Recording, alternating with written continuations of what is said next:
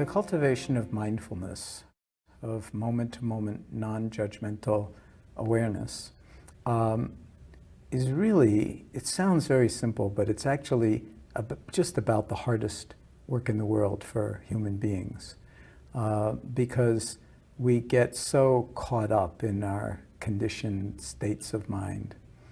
And when we begin to cultivate awareness, it's really important to bring a certain attitudinal approach to it, so that we're not trying to force anything to happen or sit in a kind of rigid posture or attain some special state that will, that we sort of think, that's what it is, I'll be enlightened, or I'll just be permanently wise, or I'll be this, or I'll be that. The problem isn't actually with the enlightenment or the permanently wise or anything like that. The problem is with the personal pronouns, I, me, and mine. And they are very, very problematic, because who we think we are and who we actually are very different. And there's a huge separation. Who we think we are is very, very small compared to who we actually are. And so when we are cultivating mindfulness in MBSR or with people, we encourage a certain kind of attitude that's brought to the formal and informal practices that you can keep in mind through your daily life as well.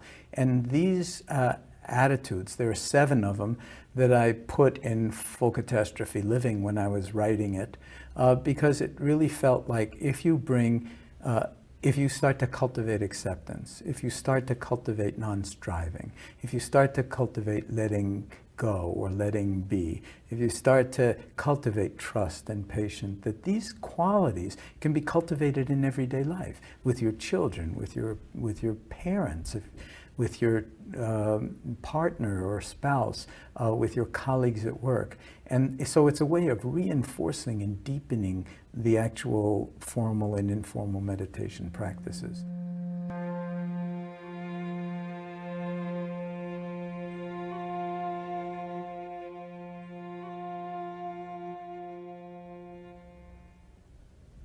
Beginner's mind is a lovely orientation to bring to the present moment. This moment is always fresh, always new. We've never been in this one before. And yet we bring so many ideas and attitudes and desires to every moment that we can't actually allow ourselves much of the time to see things as if for the first time.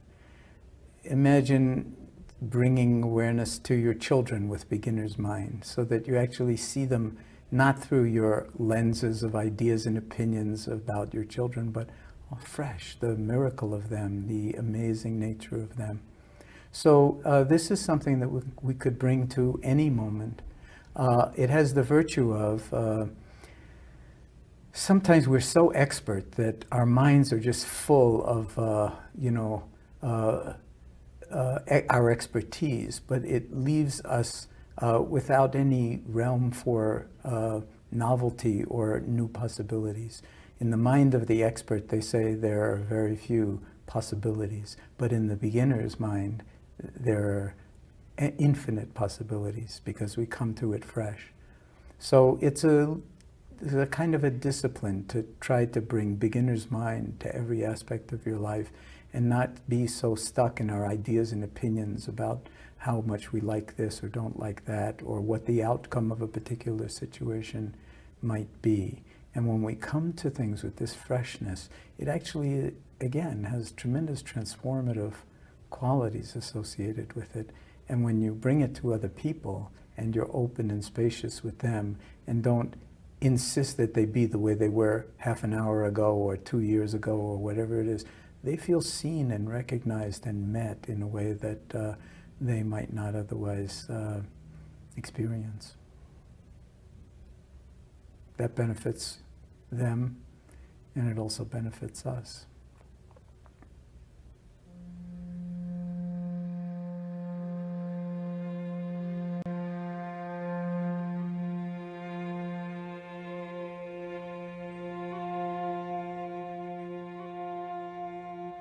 Non-judging is a very important element of mindfulness practice, and in fact is part of my working definition of mindfulness, which is the awareness that arises through paying attention on purpose in the present moment, non-judgmentally. And the non-judgmentally is the real challenge, because when you start to pay attention to what's on your mind, you very rapidly discover that we have ideas and opinions about everything, just about everything. And we're always judging things in terms of, I like that, I don't like that, I want that, I don't want that, this is good, that's bad. And it's like a steady stream of judging. So when we speak of mindfulness as being non-judgmental awareness, it doesn't mean that there won't be judgments. It means that you will be aware of how judgmental we actually are, and then not judge the judging. And when we relate to it in that kind of a way, then we begin to see that our judging is very often black and white. It's either this or that, good or bad, like, dislike, want, don't want. And we get imprisoned by that kind of view. But being non-judgmental doesn't mean that all of a sudden you get stupid and think, well, I'm not going to be judgmental, so I'll just walk out in the street in front of an oncoming truck. What difference does it make? No, it means that we will cultivate discernment. This is the capacity to see what's actually unfolding, but not to judge it, but to recognize it and to understand it in relationship to our experience.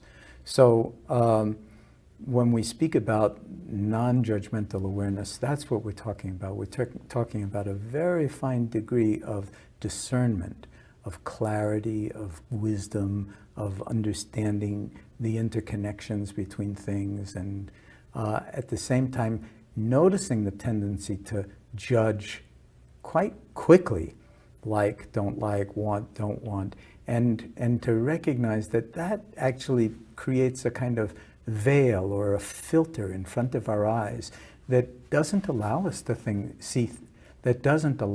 see things as they are, but to only see them through the lenses of our own ideas and opinions and likes and dislikes, which is practically blinding to us.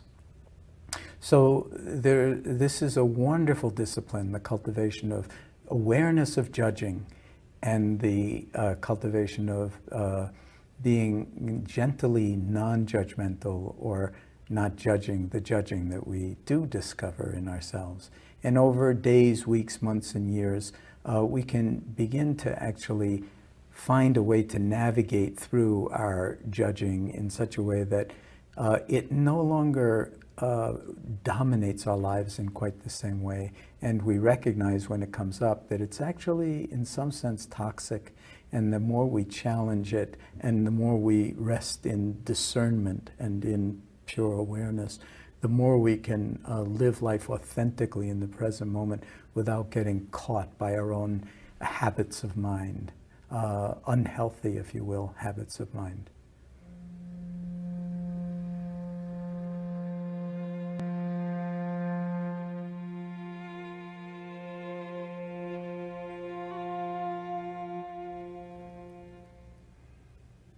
Acceptance is a very active process.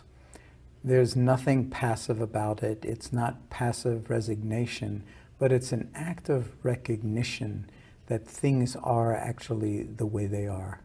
Sometimes they're not the way we want them to be. So acceptance doesn't mean that we can't work to change the world or to change circumstances of one kind or another, but it means that unless we accept things as they are, we will try to force things to be as they are not, and that can create an enormous amount of difficulty. If we recognize the actuality of things, then we have the potential to apply wisdom in that situation to actually shift our own relationship to what is occurring in ways that might be profoundly healing and transformative. But without acceptance of one's situation, then it's very difficult to know where to stand. And without knowing where to stand, it's very difficult to take the first step. So some things are very hard to accept. Like when something, when you experience pain, for instance, and you don't, in your body, and you don't know what it's from, it's very, very difficult to accept it, because we want to know what it's coming from. And if we don't have any answer for what is causing the pain, then it can be very, very difficult to accept it. But what we find working with chronic pain patients is that before you can actually work with pain and suffering, you need to actually put out the welcome mat for it and accept it as it is, because whatever has been done medically that could be done has been done, and you're still living with a certain degree of pain. What our people with chronic pain who come to our clinic experience is that there's a lot of different ways to actually work with pain, but the first step is to actually put out the welcome mat for it, which is very hard to do when you're suffering, but it's actually a gateway into freedom from suffering.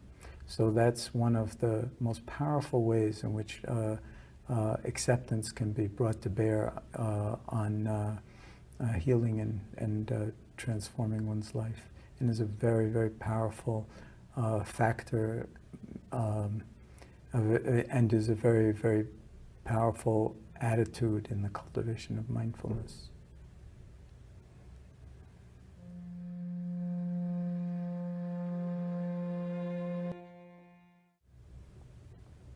Letting go, we could think of as the opposite of clinging or grasping. There's a certain way in which when we want something, we grasp it, we cling to it, even if it's an idea. And very often we get very fixated in that kind of a way. Letting go is reminding us that it's possible to actually not get involved in grasping and clinging to what we want and trying to push away what it is that we don't want. Because it's inevitable that things will arise that are unpleasant, and we'll want to push those away, and that other things will arise and they'll be pleasant. We'll want to hold on to them. So letting go really means letting be. It means allowing things to be as they are, and not be too caught up in having to have them be a certain way when the evidence is they already are not that way. So therefore not forcing. It of course goes with not striving as well, allowing things to be as they are. In India, they sometimes use a particular way of trapping monkeys, where they take a coconut and they cut a small hole in one end, and then they tie the coconut with a wire to the base of a tree.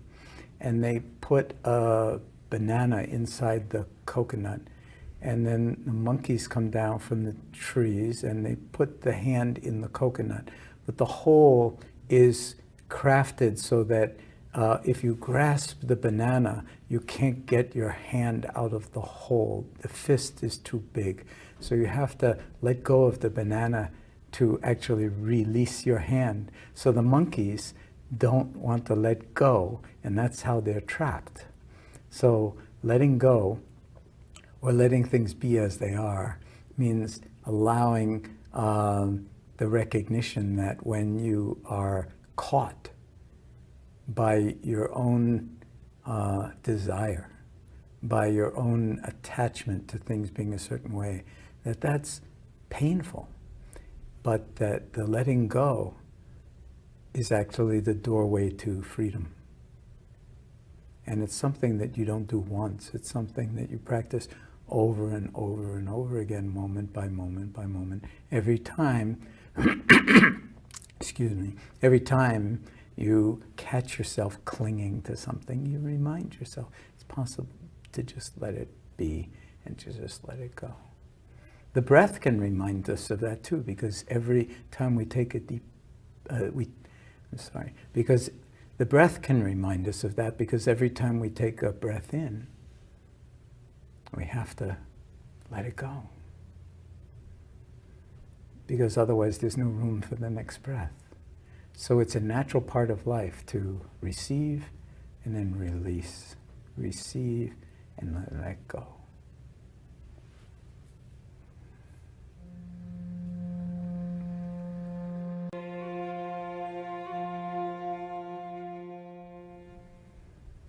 Trust is a wonderful attitude to cultivate because there are so many different aspects of our lives that we're kind of strangers to. And as we cultivate intimacy with ourselves, we also cultivate a deep sense of trustworthiness and trust. And a good place to start is with ourselves and with our body. So can we actually come to trust the natural wisdom of the body and how beautifully the body supports our life? We very often take it totally for granted until something untoward happens. But noticing that, in general, we can trust that the breath will take care of itself. Luckily, because if we had to worry about the breath, we would die a long time ago. So we trust that the breath comes in. We trust that the breath goes out. We trust that the ears can actually hear. We trust that the eyes will actually see. We trust that our organs take care of all of the metabolism and biology of being alive. There's a wisdom to the body that can remind us that we ourselves are trustworthy. And if there are so many beautiful things and so complex that are unfolding so beautifully in the body, well, why should the mind be any different? Why should the heart be any different? So the more we can learn to bring trust to ourselves, the more we can actually learn to bring trust to our relationships and to other people and to nature and to the various challenges that we face in life, so that we can actually reside in our own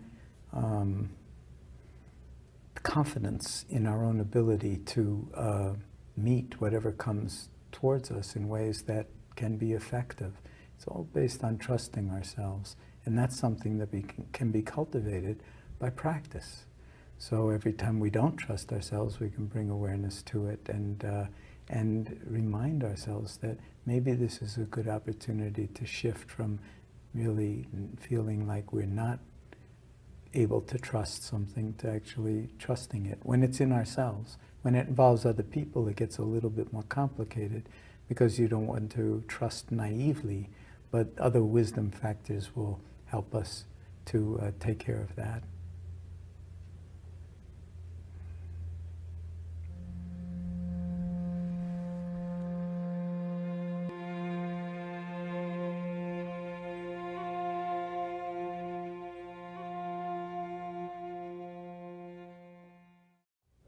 I don't know if you've noticed this, but a lot of times I find that I'm impatient to get to the next important thing happening, and so missing the present moment because of my impatience.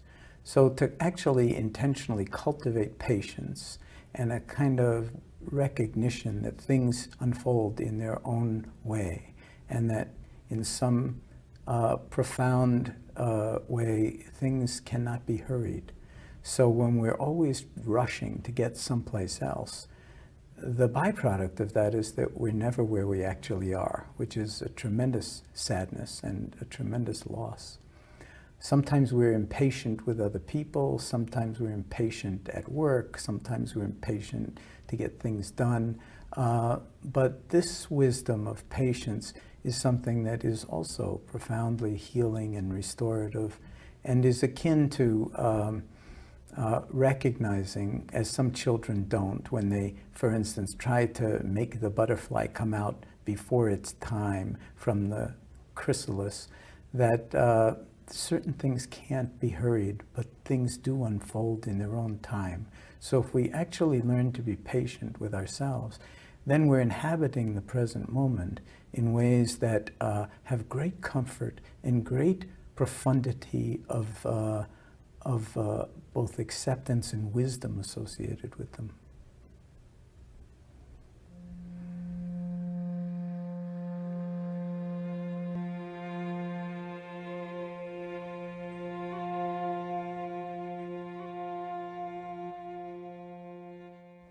In the cultivation of meditative awareness or mindful awareness, we take the unusual position for Westerners to actually not try to get anywhere else.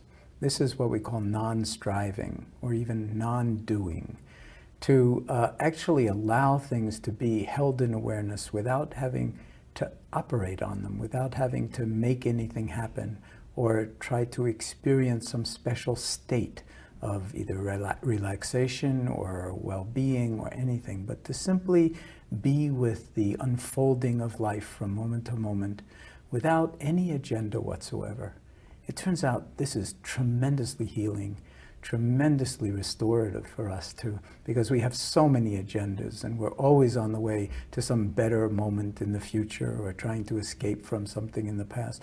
But to actually be in a place where we're practicing non-striving and non-doing, where we just let things be as they are, is, as I said, tremendously nurturing and healing. Not easy to do because we have so many different, so many different items on our to-do list. So the longer your to-do list, the longer we should give ourselves some time to practice non-doing altogether and non-striving, realizing that whatever is already here is good enough. Even if it's not pleasant in this moment, it's enough. And we don't need to try to escape from it or fix it or make anything happen. It's a tremendous discipline, a tremendous attitude to bring to life. And it doesn't mean you won't get things done.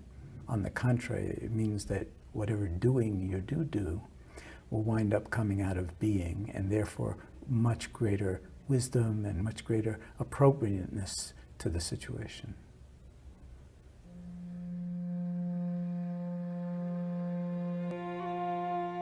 Now, people often ask me, well, why did you stop at 7? And I say, I don't know. I mean, I just stopped at 7, but I left out a few that I really probably am going to put in the next edition.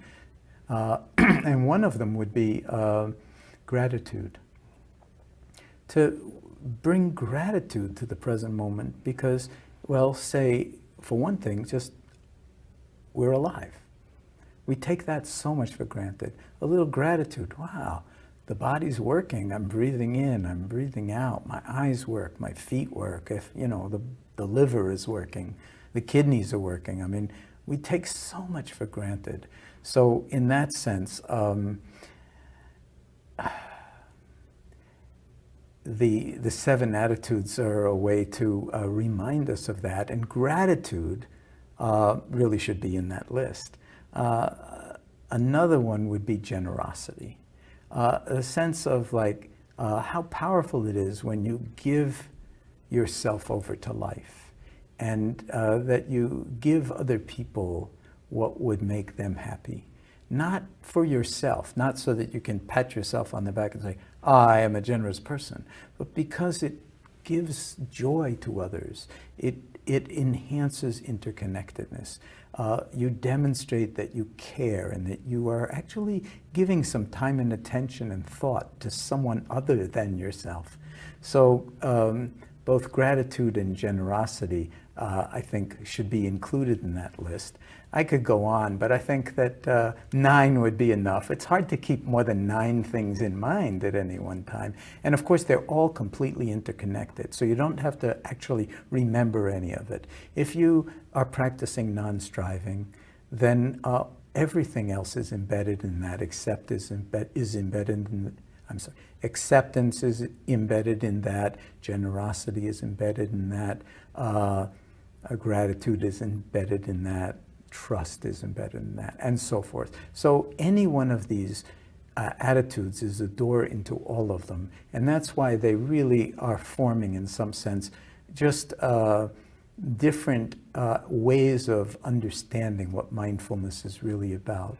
And I probably should say that in all Asian languages, the word for mind and the word for heart are the same word. So in English, when you hear the word mindfulness, if you're not hearing the word heartfulness, you're really not understanding it fully. And so those attitudes are really part of the heartfulness element of it. whether it's seeing things as they actually are. The most profound thing you can see is the interconnectedness of all things. As soon as you see that, then emotions like anger, for instance, are very different because, or fear for that matter, are really transformed in some way because of our interconnectedness. So it's a way of seeing other people as they really are and not necessarily seeing them as threats, and then being able to find some domain of commonality that comes out of the heart, that comes out of the head, that comes out of the body, that comes out of life as one completely integrated whole.